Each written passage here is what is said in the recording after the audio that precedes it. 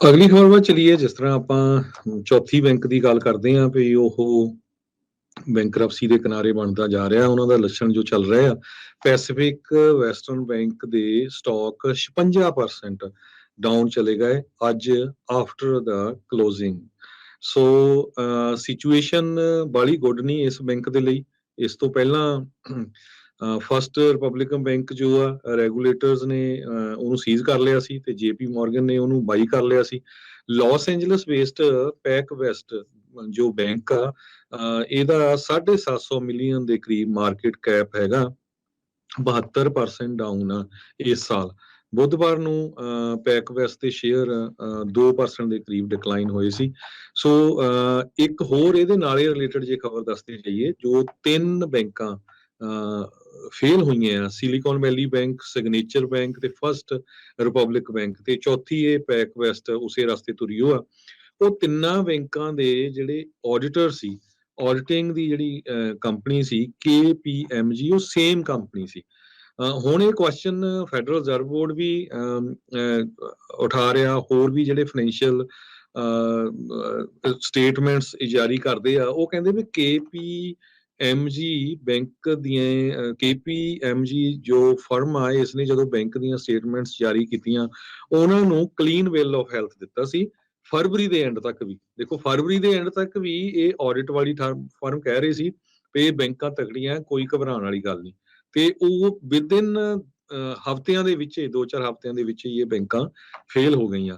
ਸੋ ਇਹ ਇਸ ਹੁਣ ਆਡਿਟ ਫਰਮ ਦੇ ਉੱਤੇ ਵੀ ਬਹੁਤ ਵੱਡਾ ਕੁਐਸਚਨ ਉੱਠਿਆ ਹੈ ਵੀ ਇਹ ਕਿਉਂ ਨਹੀਂ ਪਤਾ ਕਰ ਸਕੇ ਵੀ ਕਿੱਦਾਂ ਦੀ ਇਹਨਾਂ ਨੇ ਜਿਹੜੀ ਆਡਿਟ ਕੀਤੀ ਆ, ਵੀ ਜਿਨ੍ਹਾਂ ਨੂੰ ਪਤਾ ਹੀ ਨਹੀਂ ਚੱਲਿਆ ਵੀ ਬੈਂਕਾਂ ਦੇ ਕਿੱਧਰ ਨੂੰ ਜਿਹੜੇ ਆ ਜਾ ਰਹੇ ਹੈਗੇ ਤੇ ਬੈਂਕਾਂ ਬਹੁਤ ਜਲਦੀ ਫੇਲ ਹੋ ਜਾਣਗੀਆਂ। ਜੀ, ਇਹ KPMG ਇੱਕ ਕਾਫੀ ਵੱਡੀ ਫਰਮ ਆ ਤੇ ਆਡੀਟਰ ਜਿਹੜੇ ਹੈਗੇ ਨੇ ਇਹ Wells Fargo, Citigroup, bank of New York Mellon ਤੇ 3 ਦਰਜਨ ਹੋਰ ਬੈਂਕਾਂ ਦੇ ਆਡੀਟਰ ਦੱਸੇ ਜਿਹੜੇ ਉਹ ਜਾਂਦੇ ਆ।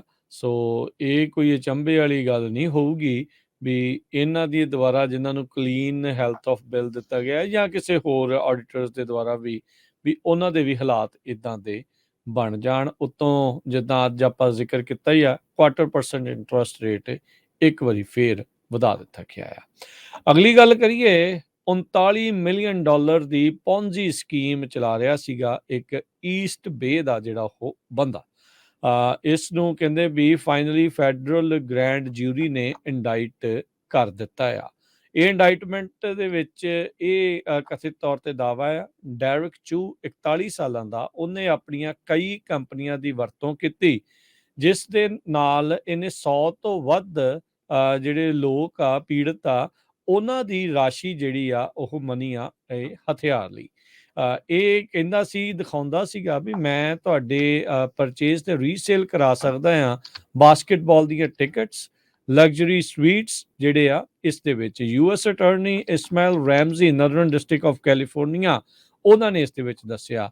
ਮਾਮਲਾ ਤਾਂ ਇਹ ਹਰਜੋਤ ਸਿੰਘ ਜੀ ਥੋੜਾ ਪੁਰਾਣਾ ਆ ਪਰ ਫਾਈਨਲੀ ਇਸ ਨੂੰ ਇੰਡਾਈਟ ਚਾਰजेस ਜਿਹੜੇ ਉਹ ਕੀਤੇ ਗਏ। ਓਰੈਕਲ ਅਰੀਨਾ ਦੇ ਵਿੱਚ ਜਦ ਗੋਲਡਨ ਸਟੇਟ ਵਾਰੀਅਰਸ ਖੇਲਦੇ ਸੀਗੇ ਓਕਲੈਂਡ 'ਚ, ਚੇਸ ਸੈਂਟਰ ਸੈਨ ਫਰਾਂਸਿਸਕੋ 'ਚ, ਸਟੇਪਲ ਸੈਂਟਰ ਲਾਸ ਐਂਜਲਸ ਦੇ ਵਿੱਚ, ਇਹਨਾਂ ਸਾਰਿਆਂ ਦੀਆਂ ਟਿਕਟਾਂ ਦੀ ਖਰੀਦੋ ਫਰੋਖਤ ਦੀ ਆੜ ਦੇ ਵਿੱਚ ਇਸ ਨੇ ਇਹ ਧੋਖਾਧੜੀ ਲੋਕਾਂ ਦੇ ਨਾਲ ਕੀਤੀ ਆ। ਚੂ ਨੇ ਇਨਵੈਸਟਰ ਵੀ ਜਿਹੜੇ ਆ ਉਹ ਆਪਣੇ ਨਾਲ ਰਲਾ ਰਹੇ ਸੀਗੇ ਜਿਸ ਦੇ ਵਿੱਚ ਉਹਨੇ ਕਈ ਜਿਹੜੀਆਂ ਉਹਨਾਂ ਨੂੰ ਗਲਤ ਸਟੇਟਮੈਂਟਸ ਦਿੱਤੀਆਂ ਵੀ ਉਹਦੇ ਵਿੱਚ ਉਹਨੇ ਗਲਤੀ ਦੱਸਦਾ ਰਿਹਾ ਵੀ ਤੁਹਾਡੇ ਜਿਹੜੇ ਇਨਵੈਸਟਮੈਂਟ ਫੰਡ ਆ ਕਿੱਦਾਂ ਜਿਹੜੇ ਉਹ ਵਰਤੇ ਜਾ ਰਹੇ ਆ। ਸੋ ਅਥਾਰਟੀਜ਼ ਨੇ ਕੱਲ ਇਸ ਨੂੰ ਗ੍ਰਿਫਤਾਰ ਕੀਤਾ ਸੀ। ਲੰਮਾ ਸਮਾਂ ਇਸ ਦੀ ਜਿਹੜੀ ਜਾਂਚ ਆ ਉਹ ਚੱਲਦੀ ਰਹੀ ਸੀਗੀ। ਸੋ ਹੁਣ ਤੱਕ ਕਹਿੰਦੇ 7.5 ਮਿਲੀਅਨ ਦੇ ਤਕਰੀਬਨ ਇਨਵੈਸਟਰ ਫੰਡਸ ਆ ਇਸ ਨੇ ਆਪਣੀ ਵਰਤੋਂ ਦੇ ਲਈ, ਜਿਹਦੇ ਵਿੱਚ ਇਹਨੇ credit card, that,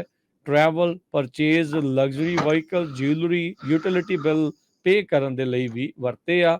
wire fraud ਦੇ ਕਈ ਚਾਰजेस ਇਸ ਉੱਤੇ ਲੱਗੇ ਆ ਤੇ ਕਹਿੰਦੇ ਵੀ ਜੇ ਇਹ ਵਾਇਰ ਫਰਾਡ ਚਾਰजेस ਇਸ ਉੱਤੇ ਸਾਬਤ ਹੋ ਜਾਂਦੇ ਆ ਤਾਂ ਇਹਨੂੰ 20 ਸਾਲ ਦੀ ਜਿਹੜੀ ਸਜ਼ਾ ਆ ਹਰ ਇੱਕ ਵਾਇਰ ਫਰਾਡ ਚਾਰजेस ਦੇ ਲਈ ਹੋ ਸਕਦੀ ਹੈ ਤੇ $2.5 ਲੱਖ ਤੱਕ ਦਾ ਜੁਰਮਾਨਾ।